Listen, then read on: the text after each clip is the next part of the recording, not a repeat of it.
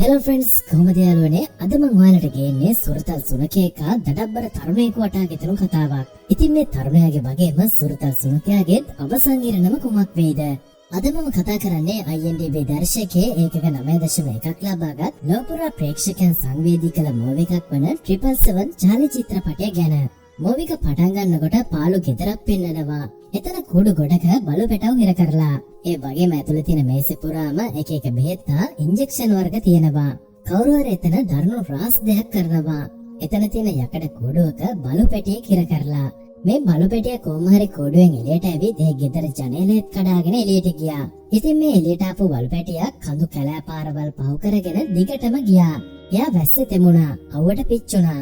එයාට බඩගින්න දැනුණත් කවුරුත් කෑම නම් දුන්නේ නැහැ. ඒ හින්දා තනියම Tamanට ඕන දේවල් ගන්න මේ පුංචි බවව දක්ෂයෙක් වුණා.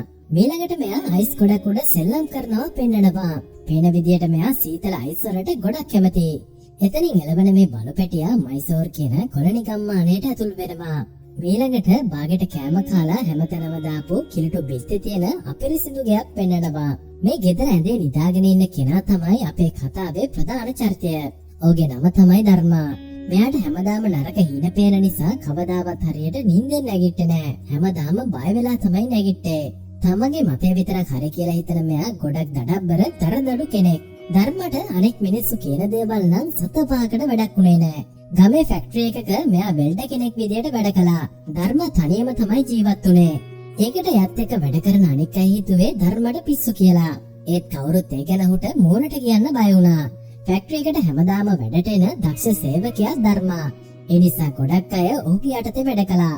ඒ ධර්මා එයාගේ යටතේ ඉන්න අයට සැලකුවේ නම් හොඳටම බැනලා. දවසක් වැඩ ඇරලා ගෙදර එන ධර්මව ගමේ කට්ටියක් එනවා මුණ ගැහෙන්න. අද ගමේ තියෙන මියුසිකල් ෂෝ එකට විරුද්ධව කතා කරන්න එන්න කියලා ධර්මගෙන් එතන හිටපු වයසක මිනිස්සේ ඉල්ලීමක් කරනවා. ඒ ධර්මා මේ කට්ටිය කියන දේ සතපාකටවත් ගණන් ගන්නේ නැතුව ගේ ඇතුළට යනවා. කුමාරී එදා රෑ මේ මියුසිකල් එක පටන් ගන්නවා. ඒකේ සද්දෙට ගමට ආපු මේ පුංචි බලු පැටියත් බය වෙලා කෑ ගහනවා. ෂෝ එකේ සද්ද නිසා දැන් ධර්මයට නිින්ද යන්නෙත් නෑ. බැරිම තැන ඔහු තරහින් ෂෝ එකට ගිහින් බෑන්ඩ් එකට ගහලා කට්ටියව පැන්නුවා. එදා තමයි මුල්ම වතාවට මේ බලු පැටියා ධර්මව දකින්නේ. මෙයා දැන් ධර්මගේ පස්සෙන් ගේ ගාවටම ආවා. ඊට පස්සේ ධර්මගේ ළමා කාලය පෙන්නනවා. එක දවසක් අම්මයි තාත්තයි නංගි ධර්මව ගෙදර තියලා දුර ගමනක් ගියා. ගෙදරින් ගියපු කට්ටිය ඒ වැඩේ අවසන් වෙලා ආයෙත් ගෙදර එන්න පිටත් වුණා. එදා හොඳටම වහිනවා. අවාසනාවට පාරට පැනපු බල්ලෙක් නිසා කායක පාරෙන් පැනලා හෙලකට පෙරළුණා. ධර්මගේ පවුලේ හැමෝම ඒ අනතුරෙන් මැරෙනවා. ටීවී බලලා සතුටින් කාලය ගත කරපු මේ ධර්මා පවුලේ නැති වුණ දවසේ ඉඳන් ගොඩක් දරුණු චරිතයක් වුණා. ධර්ම දැන් කොච්චර නපුරුයිද කියනවනම් ගමේ ගෑනු ළමයින්ව බය කරලා බත් කපන්නත් පෙන්නුවේ ධර්මව. ඒ ළමයි හිතන් ඉන්නේ ධර්ම කියන්නේ යකෙක් කියලා. කොච්චර නපුරුණත් ධර්ම ගැන හරියට දන්නේ නැති මේ පුංචි බලු පැටියා ඔහුගේ පස්සෙන් හැමදාම එන්න පටන් ගත්තා. ඒ ධර්ම නම් ඒකට පොඩ්ඩක්වත් කැමති උනේ නෑ. ඔහු ගමේ කඩේට ගිහින් කඩේ ආච්චිගෙන් සිගරට් පැකට් එකකුයි ඉඩ්ලි දෙකකුයි ඉල්ලනවා. ඒත් ඒ ආච්චි කියන්නේ සිගරට් බොන්න එපා. ඒක ඔයාට හොඳ නෑ කියලා. ඒත් ඒ කඩේ සීයා නම් තමන්ගේ බිස්නස් එක නැති වෙනවට කැමති උනේ නෑ. ගෙදර ඇවිත් ධර්ම කනකොට දකිනවා ඉඩ්ලි 3ක් තියෙනවා. ඔව් ඒක උදේ කුණු කූඩේට විසි කරනවා. මේක කන්න මේ බලු පැටියා පුරුදු වෙලා හිටියා. එක දවසක් හොඳටම වැස්ස වහින වෙලාවක මේ බලු පැටියා ධර්මගේ දොර ළඟට ඇවිත් කෑ ගහනවා. ඒත් ඔහු ඒ බල්ලව වැස්ස මේලව ගන්නවා. දුකින් එතනින් ගිය බලු පැටියා සීතලේ ගෙහිමින් එදා රෑ කුණු කූඩි ළඟ තනියම හිටියා. ඒත් පසුදා උදේත් මෙයා ධර්මගේ පස්සෙන් ආවා. මේකට දැන් මෙයාට හොඳටම තරහා ගින්. ඉතින් බලු පැටියට බැන බැන යනකොට එකපාරට පාරේ වීල් ගහපු කොල්ලෙක් මේ බලු පැටියව හප්පනවා. කිසිම දෙයක් හිතාගන්න බැරුව ඉක්මනට ගේ ඇතුළට ගියා. දැන් ගමේ මිනිස්සු අද වෙන්නේ අර වැටුණු කොල්ලා ගැන. ඕන් කිව්වේ මේ මැරෙන්න යන බල්ලා ඉක්මනට අයින් කරන්න ඕනේ. නැත්තම් ගඳ ගහයි කියලා. ඒත් එතන හිටපු පොඩි කෙල්ලෙක් මේ බලු පැටිය ගැන දුක් වුණා. ගේ ඇතුළට ගිය ධර්මා බයික් එකේ සූට් කේස් එක සෙට් කරන් එනවා. හැමෝම පුදුම වෙලා බලන් ඉඳි ධර්මා බල්ලවත් අරගෙන ඇනිමල් හොස්පිටල් එකට ගියා. එතන ඉන්න ડોක්ටර් ටිකක් විහිළු චරිතයක්. ඔයාට පාර බලාගෙන පාර මාරු වෙන්න බැරිද කියලා ඌ බල්ලගෙන් අහනවා. තුවාලට බෙහෙත් දාලා ડોක්ටර් ඉන්ජෙක්ෂන් එකක් විදින්න යනකොටම බලු පැටියා හොඳටම බය වෙලා දඟලනවා. ඇයි මෙයා මෙච්චර බෙහෙත් විදිනවට බය කියලා ડોක්ටර් අහනවා. මම දන්නේ නෑ. මේ බල්ලා මගේ නෙමෙයි. මෙයා පාරේ හිටපු කෙනෙක්. ඒක ආපු ડોක්ටර් නම් පුදුම වුණා. බෙහෙත් දැම්මට පස්සේ ධර්ම සල්ලි දීලා බල්ලවත් ඔයාලම බලාගන්න කියලා කියනවා. ඒක අපිට කරන්න බෑ. කවුරු හරි මේ බලු පෙටිය ළඟ ඉඳගෙන සති කීපයක් යාව බලා ගන්න ඕනි කියලා ડોක්ටර් කියනවා. අවසානයේ ධර්මට බල්ලව ගේ ඇතුළට ගේන්න වෙන්නේ හොරෙන්. මොකද මේ ගම ඇතුලේ බල්ලන් ඇති කිරීම තහනම් වුණා. ඒ ධර්ම බල්ලෙක්ව ගේන එක මේ පුංචි කෙල්ල දකිනවා.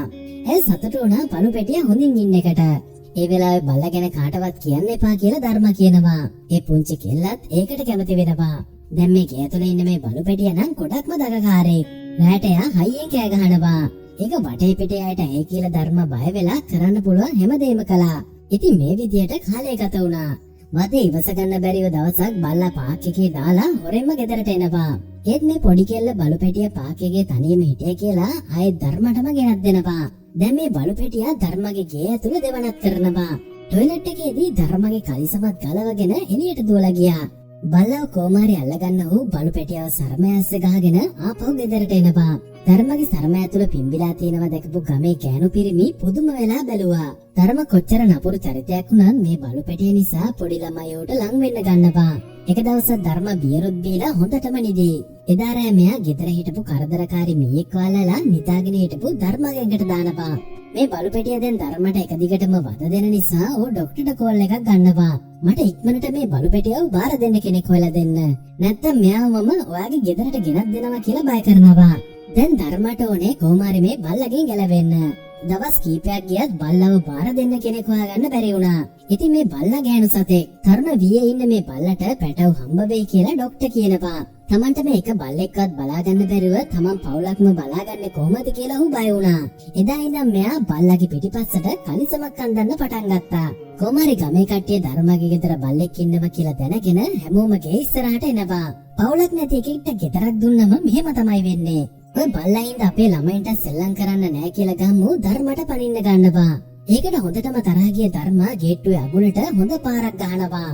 ඒ ගහපු පාරට ලොක් එක කැඩිලා විසි වෙලා ගියා. කොමාරී ධර්ම ගහපු ෂොට් එකට ගෑනු ටිකයි පිරිමි ටිකයි බය වෙලා එතනින් මාරු වෙලා ගියා.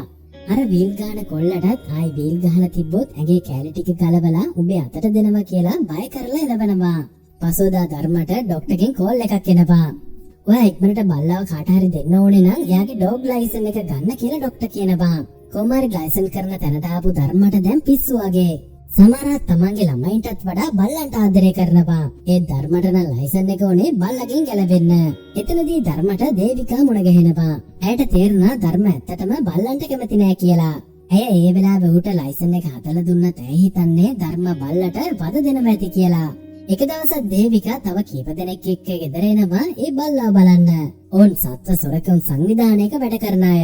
මේ කට්ටිය ඇත්තටම ඇවිල්ලා ඉන්නේ ධර්ම බල්ලට වද දෙනවද කියලා බලන්න. ගේ ඇතුළට ආපු අයට බල්ලා ගැන දුක හිතෙනවා. හැම වෙලාවෙම බලු පෙටේ ඉස්සරහා සිගරට් බොන්න එපා. ඒක යාට හොඳ නෑ. හොඳ කෑම ಜಾති කන්න දෙන්න කියලා ඇය කියනවා. ඔය එහෙම කළේ නැත්තම් මේ සතාට ඔයා වද දෙනවා කියලා අපි පොලිසිය පැමිණිල්ලක් දානවා. එහෙම වුණොත් ඔයාට අනිවාර්යෙන් අවුරුදු 4ක් ඉරගෙදරට යන්න වෙයි කියලා බය කරනවා. එක දවසක් ගෙදරින් එළියට බහැලා පුරන බල්ලට මේට වරෙන් කියලා කතා කරලා බැන්නා. ආපු නැති නිසා තරහින් ඔහු බල්ලා ළඟට ගියා. ඒත් එකපාරටම ඔහුගේ පපුව එකක්කමක් ඇවිත් බිමට වැටෙනවා. බල්ලා ළඟට ඇවිත් ධර්මගේ පපුවට අත තියලා තට්ටු කර කර කෑ ගැහුවා. කොහොම හරි එතනට ආපු ඇම්බියුලන්ස් එකකින් ධර්මව හොස්පිටල් එකට එක්කන් ගියා. බල්ලත් ඇම්බියුලන්ස් එක පස්සෙන් ඇවිත් ධර්ම හිටපු වාට්ටුවට එනවා ඌව බලන්න. දොරගා බුරන බල්ලා දැකපු ධර්මට මුල්ම වතාවට ආදරයක් ඇති වෙනවා. දැන් මේ දෙන්න ටිකක් ළඟින් කාලය ගත කළා. ඒත් තාම ධර්ම බල්ලව දෙන්න කෙනෙක් නම් හොයනවා. එහින්ද එදාම ගෙදරට කට්ටියක් ඇවිත් බල්ලව අරගෙන ගියා. එදා තමන්ගේම කෙනෙක් නැති වුණා වගේ ධර්මට පාළුවක් දැනෙලා ගොඩක් දුක් වුණා. කොමාරි ධර්ම බල්ලව අමතක කරන්න හැදුවත් ඒක හරි ගියේ නෑ. ඔහු ඒ දුකට හොඳටම බිව්වා. එහින්ද ආයෙත් ඒ ගෙදරට ගිහින් බල්ලව ගෙදර ගේනවා. ඉතින් මේ බල්ලට තාම නමක් නෑ. එහින්ද තමන් ගොඩක් කැමති චරිතයක් වන චාලිගේ නම දානවා. කොමාරි චාලිගේ ආදරය නිසාම ධර්ම ටිකෙන් ටික වෙනස් වුණා. වැඩපළේදීත් ඔහු හැමෝටම හොඳින් සහාය දෙමින් හොඳින් වැඩ කළා. චාලි එක්කත් ගොඩක් සතුටින් කාලය ගත කළා. එක දවසක ඔහු ගෙදරාම දකිනවා චාලි අමුතු විදියට බිම දිගා වෙලා අමාරුවෙන් ඉන්නවා. ධර්ම ඉක්මනට චාලිව ડોක්ටර් ළඟට එක්කන් ගියා. අවාසනාවට චාලිට කැන්සර් එකක් තියෙනවා කියලා ડોක්ටර් කියනවා. කිසිම දෙයක් ගණන් ගන්න නැති දුක් වෙන්නේ නැති ධර්ම එදා ගොඩක්ම දුක් වුණා. චාලිට ජන ප්‍රශ්නයක් නිසා තමයි මේ කැන්සර් එක ඇදිලා තියෙන්නේ. කවුරු හරි සල්ලි හොයන්න මෙයාව ඉම්බ්‍රීඩ් කරලා. ඒ කියන්නේ එකම සතාගේ පැටව අරගෙන ප්‍රජනනය කරලා. ඉතින් ඒ වගේ පැටියෙක් තමයි මේ ඉන්නේ කියලා ડોක්ටර් සැක කරනවා කියලා ධර්මයට කියනවා. ධර්ම කියනවා මම මෙයාව බ්‍රීඩින් තැනකින් සල්ලි දීලා ගත්තේ නෑ. මට පාරේ ඉඳලා තමයි මෙයා හම්බුනේ. එතකොට ડોක්ටර් කියනවා ඔයා හිතනවද පාරේ ලැබ්‍රඩෝර් జాති බල්ලෝ ඉන්නවා කියලා. මෙයා ගොඩක් දුරට ඒ වගේ තැනකින් පැනලා ආපු කෙනෙක්. කොහොම හරි ධර්ම දැනගන්නවා චාලිට දැන් වැඩි කාලයක් ජීවත් වෙන්න නෑ කියලා. මොකද එයාට දැන් හැදිලා තියෙන්නේ දරුණු කැන්සර් එකක්. චාලි ගැන දුකින් ඉන්න ධර්ම දකිනවා චාලි ටීවී එකේ තියෙන හිම දිහා බලාගෙන උඩ පනිනවා. ඒ වෙලාවේ ධර්මයට තේරුණා චාලි සීතල හිම වලට කැමති බව. මේ වෙලාවේ චාලි යාගේ බෙල්ට් එකත් අරගෙන ඇවිත් ධර්මයට පෙන්නනවා. හරියට යාව එක්කන් යන්න කියනවා වගේ. ඒ වෙලාවේ ධර්ම තීරණය කරනවා චාලි ජීවිතයෙන් සමුගන්න කලින් හිම බලන්න එක්කන් යන්න. ඊට පස්සේ ධර්ම චාලිවත් අරගෙන බයික් එකකින් යන්න පිටත් වුණා. දවස් කීපයක් මේ විදියට පවුනාට පස්සේ මෙයාලා මූදු පෙරලකට එනවා. එතනදී ධර්මට ડોක්ටර් කෝල් කරලා වීඩියෝ එකක් යවනවා. ඒකේ තියෙන්නේ චාලිට පොඩි කාලේදී සිගරට් වලින් පුච්චලා ඉන්ජෙක්ෂන් විදලා හිරිහැර කරපු වීඩියෝවක්. ඒ වීඩියෝ එකේ මනුස්සයා චාලිට කතා කරේ කීටන් කියලා. ඒ මිනිහා බලන් ඉන්න බැරි තරම් වද චාලිට පොඩි කාලේදී දෙනවා. ධර්ම එකපාරට කීටන් කියලා චාලිට කතා කළා. චාලි බය වෙලා ගල් අස්සේ ඇඟුණා. ඒ වෙලාවේ ධර්මට හැමදේම තේරුණා. හොඳටම කේන්තිගේ ධර්ම චාලිවත් අරගෙන ඒ බ්‍රීඩින් සෙන්ටර් එකට ගියා. චාලි නම් ඒ වෙලාවේ හොඳටම බයෙන් හිටියේ. ඒකේ ඇතුළේ හිටපු මිනිස්සයාට තිබ්බේ භයානක පෙනුමක්. ධර්මයේ මිනිස්සයාට හොඳටම ගහලා පොළවේ යට කරලා ડોක්ටර්ට කියනවා පොලිසියට කියන්න කියලා. ඊට පස්සේ ආයෙත් මේ දෙන්න එයාලගේ ගමන ආරම්භ කරනවා. මේ අතර එක දවසක් සත්ත්ව සංවිධානයේ දේවිකා චාලිව බලන්න එනවා. ඒ වෙලාවේ අර වීල් ගහන කොල්ලා කියනවා ධර්ම ගොඩක් චාලිට වද දෙනවා කියලා. ඇය චාලිගේ ඇඟේ හොරෙන් හයි කරපු ට්‍රැකර් එකකින් චාලි ඉන්න තැන චෙක් කළා. ඒ වෙලාවේ සත්ත්ව සංවිධානයකින් කෝල් කරලා බ්‍රීඩින් සෙන්ටර් එක ගැන ඇයට කියනවා. ඇය ප්ලේස් එකේ ලොකේෂන් එක ඉල්ලනවා. චාලිත් ඉන්නේ එතනමයි කියලා ඇය දකිනවා. බ්‍රීඩින් සෙන්ටර් එකට ගිය දේවිකා චාලිව හොයනවා. ඒත් චාලි එතන නෑ. ඒ හින්දා ඇය ට්‍රැකර් එක පස්සෙන් නැවතත් චාලිගේ පස්සෙන් යනවා. මේ අතර ධර්මයි චාලි මේ සිදුවීම් කිසිම දෙයක් ගණන් ගන්නේ නැතුව දිගටම ගමනේ ගියා. පසුදා ධර්ම චාලිව කඩයක් ඉස්සරහා බැන එක බැදලා බඩු ගන්න ගියා. ඒ වෙලාවේ මීයක් පස්සෙන් යන චාලි එතන තිබුණු පෝච්චියක් පොලිස් ජිප් එකක් උඩට වටලා වීදුරුවක් කඩනවා. චාලි කරපු දෙයට මේ දෙන්නවම මල්ලලා පොලිස් කූඩුවට දානවා. දැන් ධර්මටයි චාලිටයි රිලීස් වෙන්න ඕනේ නම් චාලි වීදුරුව කඩපයකට පොලිසියට රුපියල් 10000ක් ගෙවන්න ඕනේ. ඒත් රුපියල් 2000ක් විතරයි ධර්ම අතේ තියෙන්නේ. එතකොටම චාලිගේ පස්සෙන් ආපු දේවිකා එතනට ආවා. මට පැමිණිල්ලක් කරන්න ඕනේ. අර කුඩුවේ ඉන්න කෙනා මගේ බල්ලව හොරකම් කරගෙන ඇවිත්.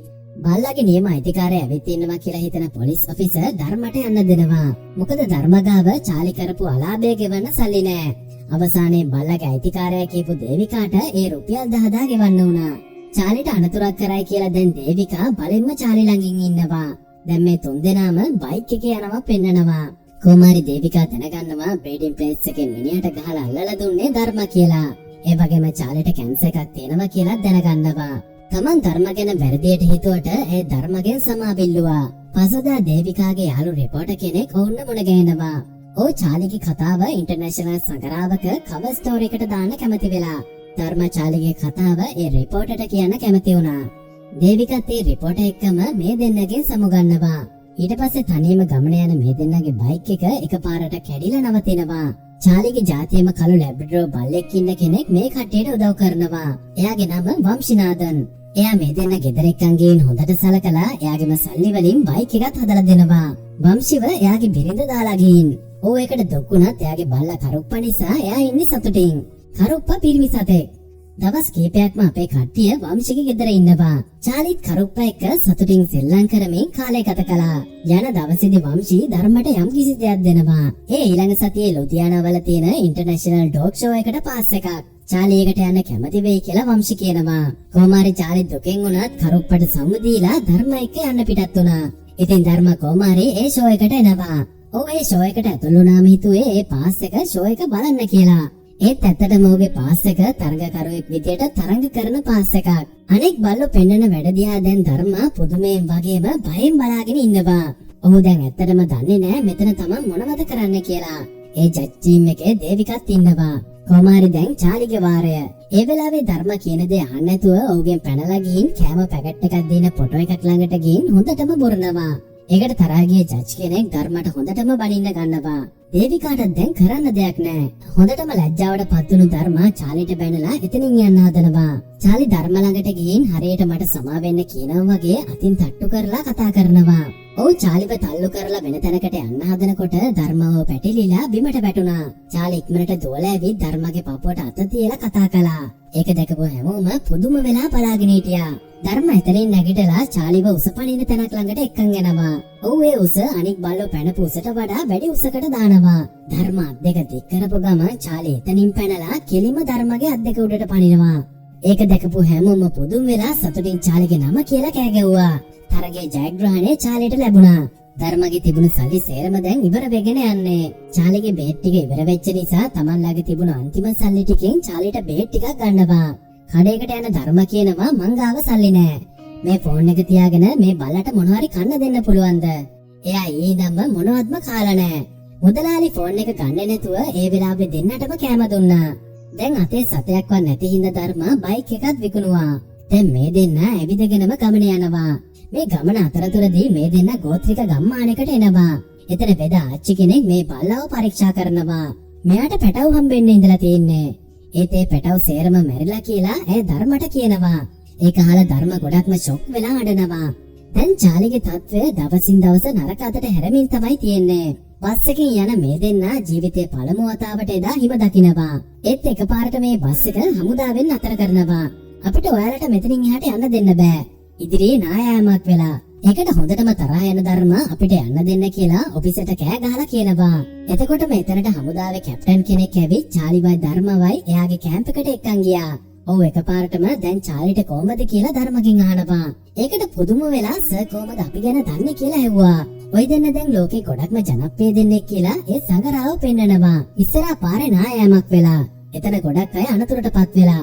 ඒකයි අපිට ඔයාලට යන්න දෙන්න බැරි. අපේ ටීම් එක හෙට කාශ්මීරයට යනවා. මම ඔයාලා දෙන්නත් ඒ ටීම් එකත් එක්ක යන්න හැමදේම ලෑස්ති කරන්නම්. ධර්ම තමන්ගේ හට් එකට එනවා. එතන චාලි අමාරුවෙන් හුස්ම ගන්නවා ඌ දකිනවා. ධර්ම තේරුම් ගන්නවා චාලිට කාශ්මීරයට යන්න තරම් කාලයක් නැහැ කියලා. ඕ චාලිවත් අරගෙන එදාම රෑ හොරෙන්ම හිම බලන්න පිටත් වුණා. අවසානයේ කොමාරි මේ දෙන්න හිම තියෙන කන්දකට එනවා. චාලි සතුටින් කෙදිරි ගන්නවා. ඕ චාලිව බිමින් තියනවා. මේ දෙන්න එදා හොඳට හිමේ නටලා සෙල්ලම් කළා. කොමාරි ධර්මට චාලිගේ අවසන් කැමැත්ත ඉෂ්ට කරන්න පුළුවන් වුණා. ඔව් එදා රෑ සතුටින් හට් එකට ඇවිත් චාලික නිදා ගන්නවා පසුවදා ගෙදර යන්න. ඊට පස්සේ ධර්මා චාලික ත්‍රිවිල් එකකින් ගෙවල් ළඟින් බහිනවා පෙන්නනවා. චාලි එනකන් අර පොඩි කෑනු ළමයා ආසාවෙන් බලාගෙන ඉන්නවා.